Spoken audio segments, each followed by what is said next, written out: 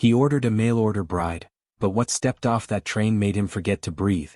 The lamp on Elias Carter's worn kitchen table flickered like it too was tired of trying. The wind pressed against the windows, rattling the loose panes the way life had been rattling him for months.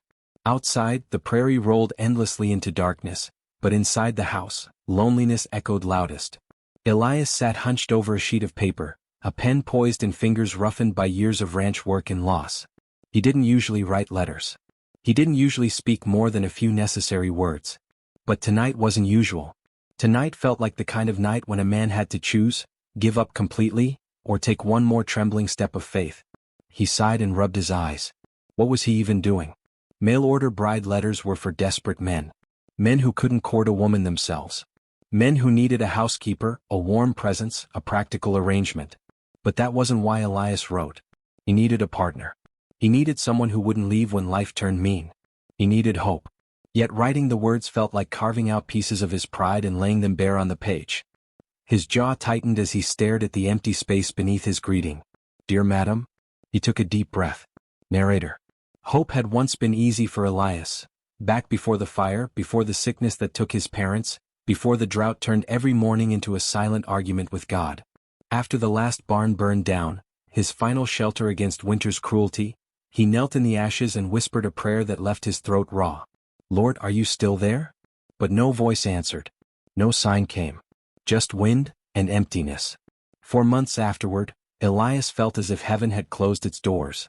But then, 3 weeks ago, Pastor Donovan brought him a basket of food. Biscuits, dried apples, a jar of honey donated by the churchwomen. Tucked beneath the cloth was a small pamphlet with the ink slightly smudged. Matrimonial Agency, God-fearing women seeking honest husbands for Christian homes. Elias nearly threw it in the fire. Nearly. But some whisper he couldn't explain, nudged him to keep it. He slid it into his Bible and forgot about it, until tonight. He returned to the letter. The words wouldn't come at first. Then, slowly, painfully they did. Elias writing. My name is Elias Carter. I am 31 years old and own a modest ranch outside Willow Creek. Life has not been easy lately, but I am an honest man. I work hard. I keep to myself. I pray, though some days not as I should. His hand paused. He swallowed. I am looking for a woman of faith. Not to fix me, but to walk beside me. I cannot promise wealth. I can only promise respect, honesty, and the hope of building a future together. His handwriting slanted a bit, uncertain, vulnerable. The next words came softer, almost a confession. If God sends you, I will not take that lightly. He blew out a shaky breath. There. It was done. But when he folded the paper, something hit him. That letter was the first prayer he'd written in months. He slipped it into an envelope and stared at it. On the mantel, the family Bible sat closed. Dust had begun to gather along the edges. His mother's handwriting still marked the first page. As for me and my house, we will serve the Lord. Joshua 24 verse 15. His throat tightened. She used to read it every morning. Elias stood slowly, picked up the envelope and walked outside. The night air was cold enough to bite, but it woke him in ways he hadn't expected. Above him, the stars glimmered in the vast dark, silent witnesses to a man taking the smallest step toward hope. He saddled his horse and rode to town, each hoofbeat steady, determined. At the post office, he hesitated at the mailbox slot. This wasn't just a letter. It was surrender. It was trust. It was the first fragile reach toward the God he wasn't sure still heard him. Elias whispering, Lord, if you're listening, send someone who can help me believe again. His hand pushed the envelope through the slot. It fell with a soft thunk. But the sound echoed in Elias's heart like a beginning. A first chapter he didn't yet know God had already finished writing. He stepped outside, exhaled, and lifted his eyes to the sky. For the first time in a long time, he felt seen. The orphanage bell chimed softly as evening settled over St. Agnes' home for foundlings, a place where laughter and sorrow lived side by side. Children's voices drifted down the hallways, little feet running, hands clapping, songs rising like tiny prayers toward the ceiling beams.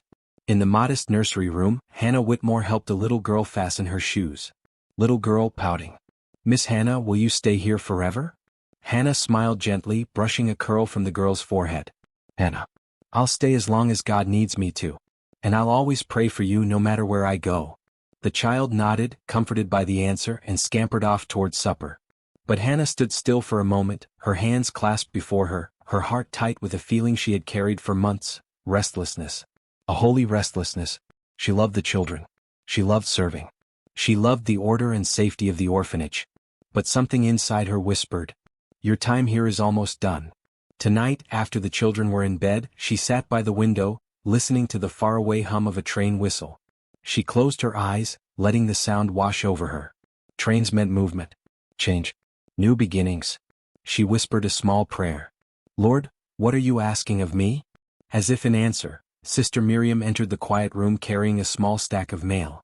Sister Miriam, smiling warmly. "Hannah dear, a letter for you." Hannah blinked. She rarely received letters. Who would write to her? Sister Miriam placed the envelope in her hands. It was plain, humble, written in firm, steady strokes. Miss Hannah Whitmore. Hannah's breath caught. She recognized that name. The matrimonial agency she had quietly written to weeks ago, unsure if she was foolish or faithful. Her fingers trembled as she broke the seal. Elias seen through her eyes. The letter was simple, honest and raw. She read slowly, pressing her palm to her chest as Elias's vulnerability unfolded across the page. He spoke of struggle, of rebuilding, of loneliness, of wanting to honor God even when he felt forgotten by him. He wrote like a man who didn't lie to himself, and wouldn't lie to her. There was no flattery, no desperate embellishment, just truth, and something else, a quiet yearning that matched her own. Hannah read the letter again, then a third time. The words began to settle inside her, warm and insistent. Hannah, whispering into the silence. "He's hurting, but he's honest. Lord, could this truly be from you?" Her eyes drifted to her small Bible on the table. She flipped it open. It fell almost naturally to Isaiah 43 verse 19. "Behold, I am doing a new thing, now it springs forth, do you not perceive it?" Her breath hitched. This time she knew God was speaking. A life left behind. The next days were filled with quiet contemplation. As she packed her few belongings, doubts whispered. What if the man is cruel? What if he only wants a servant? What if you're not enough? But another voice arose stronger. Trust me. Her past tried to haunt her. The fiancé who said she was too plain, too spiritual, not exciting enough. When he'd left her, she'd cried alone in the church chapel, her heart crumbling beneath the disappointment. But God had rebuilt her one prayer at a time. And now, he was calling her forward. On the morning she left, the children clung to her skirts. Sisters hugged her tightly. She kissed their foreheads, blessing each one. Sister Miriam, teary. You have a gift, Hannah. A steady heart. Some man out west is about to find the treasure he prayed for. Hannah blushed, shaking her head. She didn't feel like a treasure. Just a woman searching for God's will. The long journey of obedience. The train station buzzed with noise, steam hissing, wheels grinding, voices shouting. Hannah stood on the platform with her single suitcase and worn Bible. When the train arrived with a shrill whistle, she flinched, but then stepped forward, courage rising with every breath. Inside the carriage, as the countryside blurred past the window, she took Elias's letter from her pocket and reread one line. If God sends you, I will not take it lightly. She pressed her fingers to the paper, whispering, Hannah, Lord, send me if you will. And if this man is broken, give me hands steady enough to help him rebuild. Her own heart ached too, but she offered it anyway. To God first, and perhaps soon, to a man she'd never met. Miles rolled beneath her. States passed. The sky changed from city gray to western gold. And as she neared Willow Creek, anticipation tightened her chest. Not fear. Something else. Promise. Morning broke over Willow Creek with the soft, rose-gold hush that only the west could produce. The sun lifted slowly over rolling hills, painting long shadows across the train platform where Elias Carter stood, trying and failing to convince himself he wasn't nervous. His palms were sweating. His heartbeat felt too loud. He kept checking the pocket watch clipped to his vest, even though only a minute passed each time. Elias had faced storms, coyotes, drought, sickness, hardships that would cripple many men. But waiting for this train, waiting for her, that was somehow the most terrifying battle of all. What if she took one look at him and turned back around? What if she realized he wasn't worth the travel? What if God hadn't sent her? What if this was just another disappointment wrapped in hope? He swallowed hard and shifted from one boot to the other, the old wood creaking beneath him. Pastor Donovan, who'd insisted on accompanying him, clapped a hand on his shoulder. Pastor Donovan. Elias' son, breathe. It's a woman arriving, not a thunderstorm. Elias tried. It didn't help. The distant whistle howled across the valley, sharp, excited, full of iron and movement. The train was coming. His throat tightened. The arrival of grace in human form. Steam roared as the locomotive pulled into the station, slowing with a screech and billow of white clouds that swirled around the platform like a curtain. Passengers began stepping off. Elias craned his neck, searching every face. A stout woman holding 3 chickens. A businessman with a stiff collar. A mother with 2 children. A pair of rowdy ranch hands. None of them were her. The steam began to thin. His heart sank. Maybe she'd missed the train. Maybe she changed her mind. Maybe. And then he saw her. Hannah's first step into his world. She stepped onto the platform with quiet grace, not drawing attention, yet impossible to ignore. A soft blue traveling dress. A small, worn Bible held to her chest. Her hair tucked neatly beneath a simple hat, a few strands blowing across her cheek as the wind greeted her. But it wasn't her clothes or posture that struck him. It was the expression on her face. Calm, steady, hopeful. The kind of peace you only found in women who trusted God more than their own plans. Something inside Elias, some locked part of his soul, clicked open at the sight. His breath left him in a single stunned exhale. Elias' bare whisper. Oh Lord. Pastor Donovan grinned, nudging him. Pastor Donovan. I believe that's your answer walking right toward you. Their first look. Hannah scanned the platform, her eyes searching, not anxious but expectant. And then her gaze found his. Time slowed. She froze, her suitcase dangling loosely in her hand. Her lips parted slightly, not in fear but in relief. As if something inside her whispered, there. That one. Elias removed his hat slowly, awkwardly, feeling suddenly too tall, too weathered, too everything. She approached, and the closer she got, the more details caught him off guard. The sprinkling of freckles across her nose. The faint trace of travel fatigue softened by a serene smile. The warmth in her eyes, brown with golden flecks that seemed to glow in the sunlight. The way she carried herself with quiet dignity, as if heaven itself had taught her how to walk. By the time she reached him, Elias felt like someone had taken the air clean out of his lungs. The first words they ever spoke. She stopped just a few feet away and offered a gentle smile that hit him harder than the fiercest storm. Hannah. Mr. Carter? Her voice was soft, melodic, but steady as if she feared nothing, not even meeting a stranger who might become her husband. Elias swallowed, realizing he was still staring like a stunned schoolboy. Elias' voice cracking despite effort. Yes, ma'am. I'm Elias. Elias Carter. He extended his hand. She placed hers in his. Her grip was warm, steady, reassuring. A simple handshake, but it anchored him like a prayer.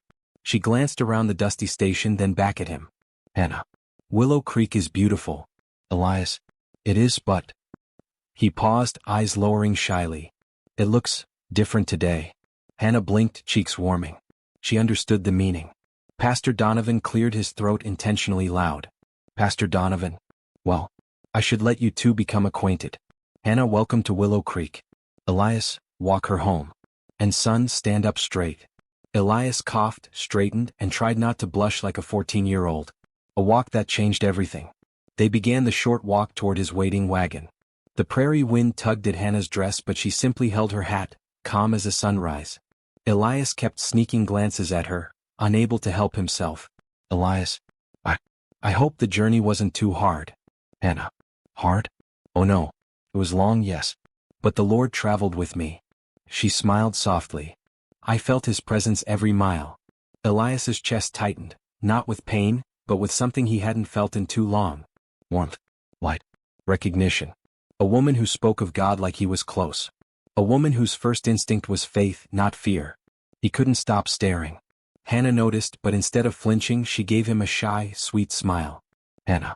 You don't have to be nervous, Mr. Carter. He blinked. Caught. Elias. Is it that obvious? She laughed, a gentle musical sound.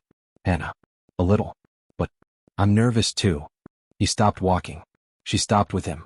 Their eyes met, vulnerable, honest. Elias softly. I'm glad you came, Hannah. Her breath caught at the use of her name. Hannah. So am I. The breeze rustled the prairie grass. Somewhere in the distance, a meadowlark sang. And in that small, holy moment, Elias felt God breathe into the empty place inside him. He didn't know what their future would hold. He didn't know if his ranch would survive. He didn't know if he was worthy of this woman. But he knew one thing. When Hannah Whitmore stepped off that train, God stepped back into his life. The wagon wheels rumbled softly as Elias drove Hannah toward the ranch, the prairie stretching endlessly around them, golden grass swaying like worshippers in the wind. The sky was wide and open, a canvas only God could paint. Yet the closer they came to the house, the tighter Elias's chest grew. He glanced at Hannah, who sat beside him with her hands folded neatly over her Bible, her posture gentle, peaceful. She seemed untouched by fear or doubt. As if wherever she went, she carried a small sanctuary with her. But Elias knew what waited at the end of the road. The broken fences, the scorched barn, the sagging porch. A home as weary as its owner. And suddenly he feared what she'd think. Would she feel cheated? Disappointed? Ashamed of the place she'd been brought to? He cleared his throat. Elias. Hannah, there's something I should warn you about. My ranch, it ain't. She looked at him, eyes warm. Hannah. You don't need to apologize, Elias. I know life is hard out here. Elias. You haven't seen it yet. She smiled softly, almost knowingly. Hannah. God doesn't send his people to perfect places, Elias. He sends them where they're needed. Her words hit him deeper than she intended. He swallowed hard and kept the wagon moving. The first sight of the ranch. When the house finally came into view, Elias braced himself. The roof needed patching. The windows were dusty. The porch leaned slightly, tired from years of windstorms. The barn, half burned, stood like a wounded soldier awaiting mercy. Elias exhaled painfully. But Hannah, she didn't gasp. She didn't recoil. She didn't release even a flicker of disappointment.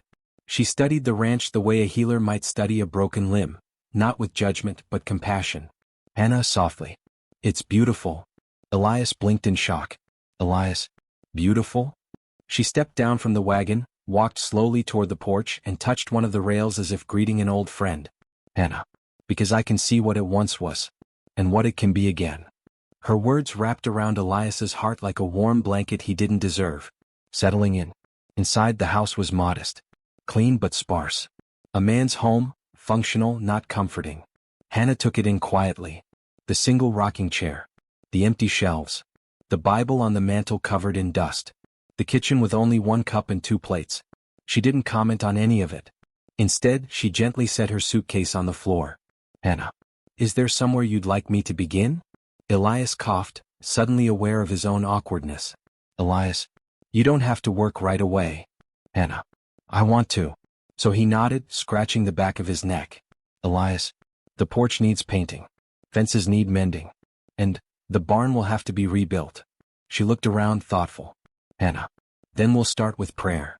Elias froze. Elias. Prayer? She stepped closer, her voice soft but steady. Hannah. A house can be rebuilt with wood. A barn can rise again with nails. But a home, a family, that needs God's foundation. She held out her hand. And after a long hesitation, Elias placed his rough hand in her gentle one. They bowed their heads. Hannah praying. Lord, thank you for bringing us here. Thank you for this land, this home, this chance to rebuild. Give our hands strength and our hearts courage. Let this place become a place of peace. And remind us daily that without you we build in vain. Her prayer was simple, but Elias felt it break something open inside him. Something he didn't know was still wounded. The days that followed, a montage of grace won. The porch. Hannah stood on the porch in a borrowed apron, paintbrush in hand. She hummed hymns while painting, soft, gentle melodies that drifted across the yard like the breath of God himself. Elias pretended not to watch her. But he did. Often. Her presence made everything feel lighter. 2. The fences. They worked side by side repairing the old fences. Elias hammering posts into the ground while Hannah held them steady. Every now and then she'd look at him with that quiet smile that said she wasn't afraid of this life or of him. Sometimes their hands brushed. Sometimes he forgot to breathe. 3. The barn. The burnt barn broke Hannah's heart, but not in a way that made her turn away. Instead, she placed her hand gently on one of the charred beams. Hannah. I'm sorry you had to stand here alone that day. Elias swallowed hard. Elias. I didn't think anyone noticed. Hannah. God noticed. And he sent help. She didn't mean herself as flattery. But Elias felt the truth in her words. 4. Warm meals and warmer moments. Hannah cooked with the same gentleness she did everything else. Simple meals, stews, biscuits, roasted potatoes, made with care. She prayed over every meal. The first time she bowed her head at the dinner table, Elias simply stared at her.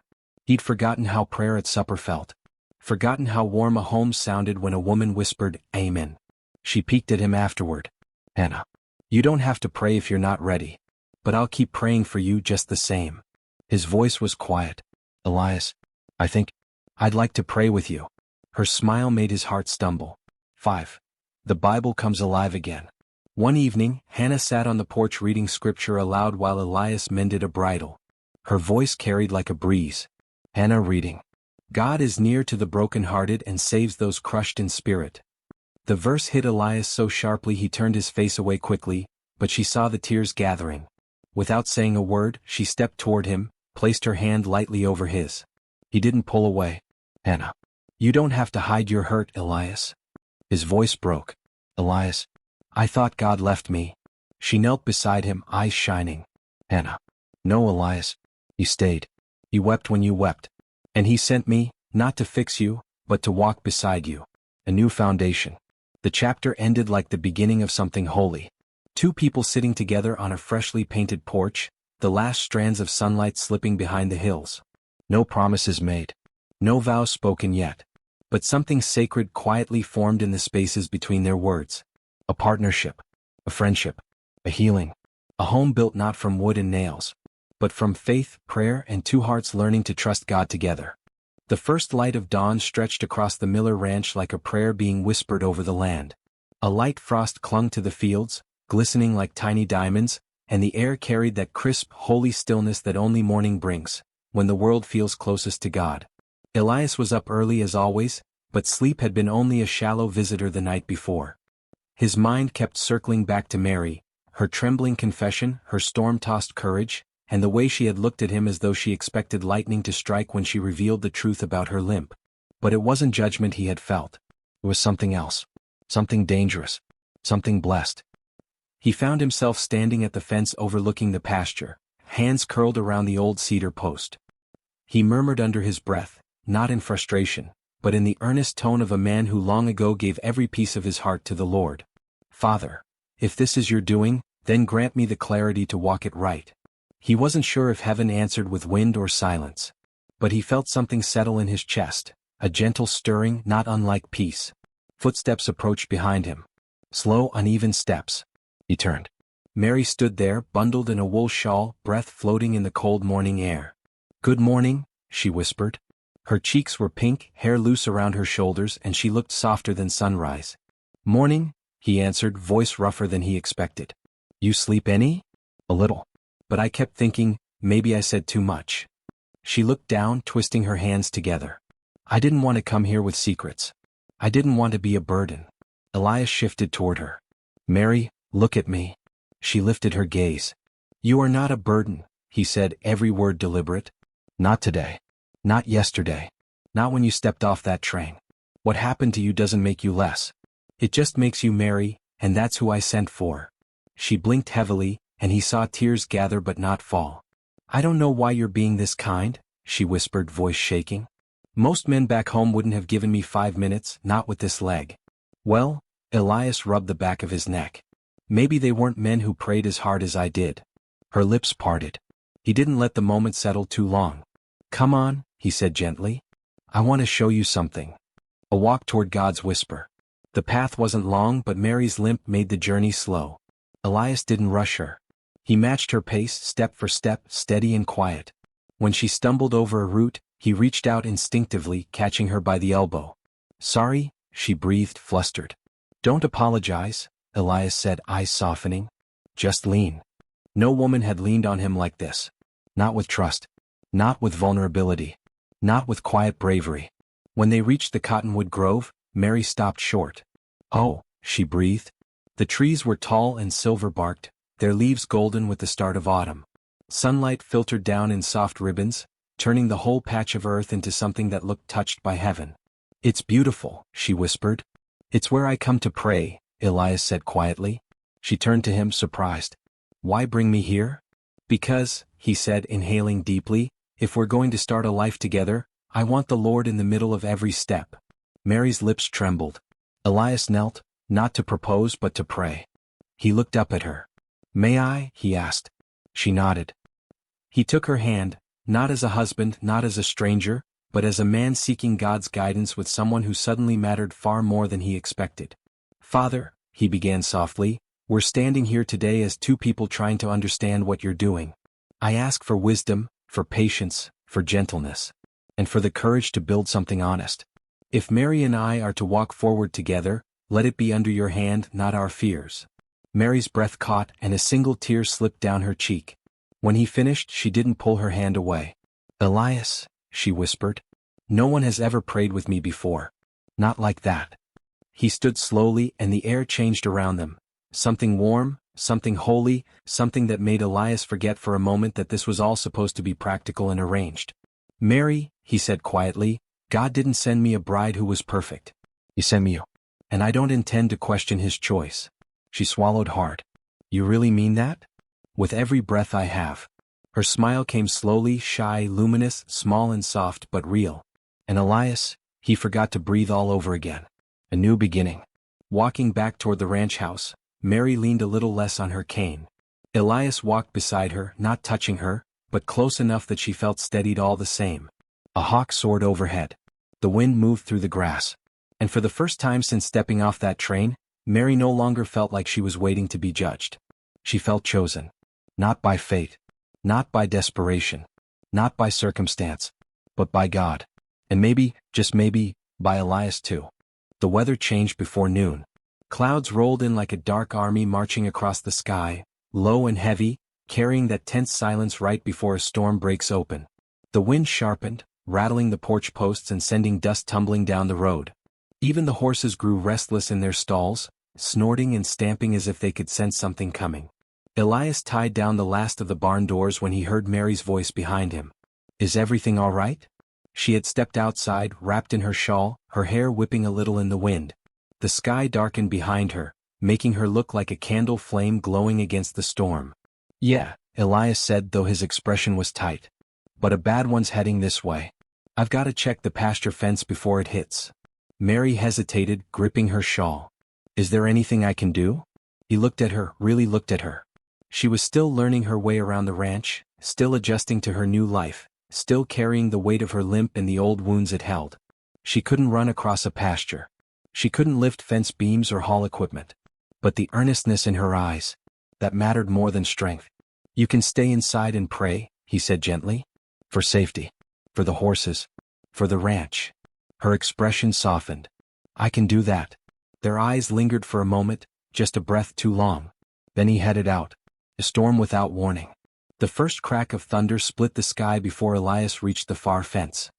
He cursed under his breath, not at the weather but at how quickly it had turned. The wind lashed against him, cold and fierce. The grass bent nearly flat as gust after gust ripped across the fields. He worked fast, tightening a broken rail just enough to keep the cattle inside until the storm passed. Rain began pelting down hard, soaking his coat and dripping off the brim of his hat. He finished the last knot and turned. Lightning struck a nearby tree with a violent, blinding flash. The ground shook. The horse spooked. And Elias lost his footing, stumbling backward onto the wet earth. Mary hears the thunder. Back at the house, Mary knelt by the window, hands clasped tight as the storm battered the world outside. "Lord," she whispered, "watch over him, guide his steps, keep him safe." But when lightning cracked through the sky and the earth shook beneath her feet, something inside Mary snapped. Fear. A deep, old fear, the kind that remembered pain and helplessness, the kind that whispered, "You'll lose everything if you stay still." She shot to her feet. "No," she breathed. "No, I can't just sit here while he's out there." Her limp throbbed sharply as she hurried for the door, but she pushed through it, stepping into the storm, rain drenching her shawl within seconds. "Elias," she called, her voice swallowed by thunder. She didn't care. She moved forward, slow, unsteady but determined. And she prayed with every breath. The moment she finds him. Her skirts clung to her legs. The mud tried to pull off her boots. Wind shoved her sideways. But she didn't stop until she saw a shape in the distance, dark against the lightning-lit sky. "Elias," she cried again, staggering toward him. He lifted his head, still on the ground, trying to push himself upright. "Mary," he shouted. Shock filled his voice. "What are you doing out here?" She reached him, panting, rain streaming down her face like tears.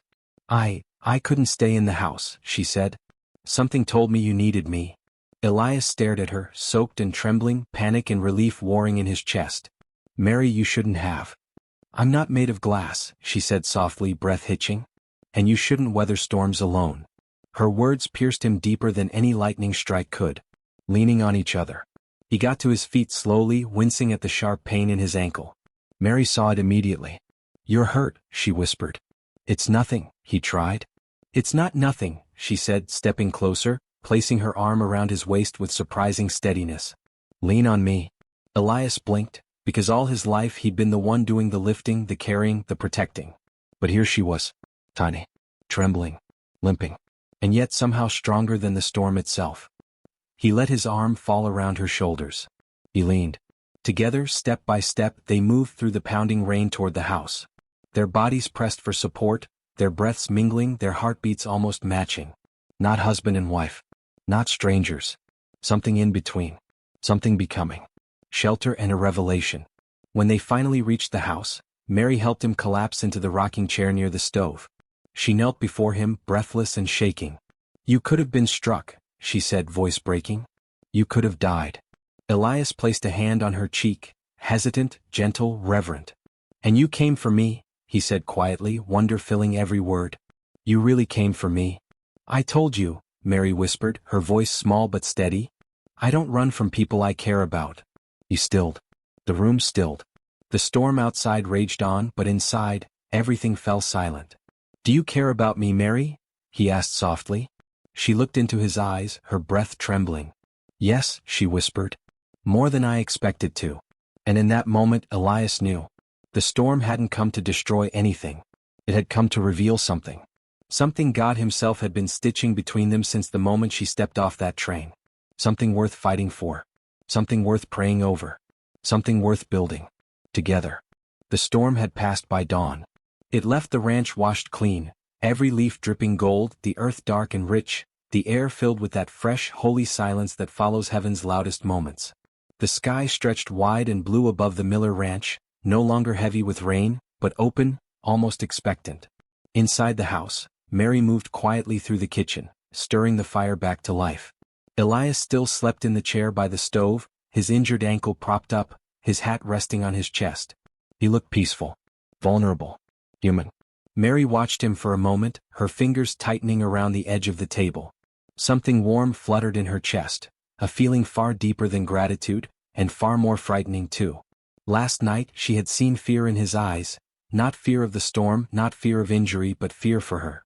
Fear of losing her. Fear of what her disappearance into that storm might have meant. No one had ever feared losing her before. No one had ever cared enough to try. She touched her heart. Lord, what are you doing to me? Elias awakens to something new. Elias stirred, blinking slowly awake. When he saw Mary kneeling by the fire, the corners of his mouth lifted into a soft, sleepy smile. Mornin', he murmured. Good morning, she whispered back. How's your ankle? Feels better than last night. He paused, eyes lingering on her face. You saved me, Mary. She blushed. You would have done the same for me. That ain't the point, he said gently. You walked into a storm you had no business walking into, just to reach me. She looked down. I couldn't let you face danger alone. Elias pushed himself upright, wincing once, but his voice was steady. Mary, no one has ever done something like that for me. Not since my parents died. I've lived a long time thinking faith meant standing alone. His gaze softened. But last night I realized something. Her breath held. I ain't meant to stand alone anymore. The morning walk. When the sun climbed higher and Elias' ankle felt strong enough, he asked Mary to join him outside. Just to the cottonwoods, he said. Slow as you like. Mary hesitated, then nodded. They walked side by side, her limp steady, his steps careful, across the sunlit yard, through the pasture path, and toward the grove that had become something sacred between them. Birds chirped overhead. The breeze carried the scent of wet grass and pine. The world felt new. When they reached the trees, Elias stopped beneath the tallest cottonwood. He turned to face her, eyes serious, voice quiet. Mary, I have something I need to say. She swallowed, heart pounding. A confession and a calling. Elias took a deep breath. You came here a stranger. A mail-order bride I hadn't met, hadn't spoken to, hadn't even pictured. He shook his head. But the moment you stepped off that train, I forgot every expectation I had. She blinked, breath trembling. You weren't what I ordered, he continued softly. You were what God sent. Tears stung Mary's eyes. You don't know how long I prayed for purpose, she whispered. How many nights I asked God if anyone would ever see me as more than broken. Elias stepped closer. Mary, I don't see broken. I see brave. She exhaled shakily. I see kind. I see steady. I see a woman who walked into a storm with a bad leg and a stronger heart than any person I've ever known. Her tears overflowed. And Mary? His voice lowered. I see the woman I want beside me for the rest of my days. She gasped softly, covering her mouth. Elias. He reached for her hands, slowly, reverently, interlacing his fingers with hers. You don't owe me an answer right now, he said, voice gentle as the breeze. We don't have to rush. But I need you to know this, if you choose to stay, I'll spend every day of my life trying to honor you, protect you, pray with you, and love you the way God teaches a man ought to love. Her breath shook with the weight of his words. I never thought anyone would say something like that to me, she whispered. Well, Elias said softly, thumb brushing her knuckles, maybe the Lord was just waiting to bring you to the right porch in the right town, at the right time. Mary's answer. She looked down at their joined hands. She thought of the loneliness she left behind. The letters she had written with trembling hope. The shame she had carried for years, believing she wasn't enough for any man. And then she thought of last night, of the storm, of Elias leaning on her, of the way their hearts had beat in time as they walked through fear together. She looked up, eyes shining. Elias Miller. I don't want to go anywhere else, she breathed. I choose this place, this ranch, this life. She took a trembling inhale. And I choose you. Elias exhaled a long, shaky breath, like a prayer released after years of waiting. Mary, he whispered, voice thick with emotion. Before he could say more, she leaned forward, pressing her forehead to his chest. He wrapped his arms around her, holding her as though he had been waiting to breathe her in since the day he was born.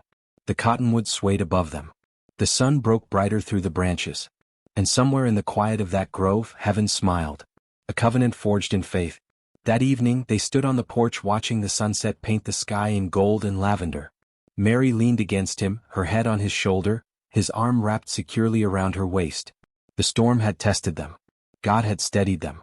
Love, unexpected, unplanned, unlooked for, had found them. Elias bowed his head, whispered into her hair. Mary, whatever tomorrow brings, we'll face it together. And Mary, heart full, spirit healed, whispered back. With God leading us. The last light of day settled over them like a promise. A covenant. A beginning.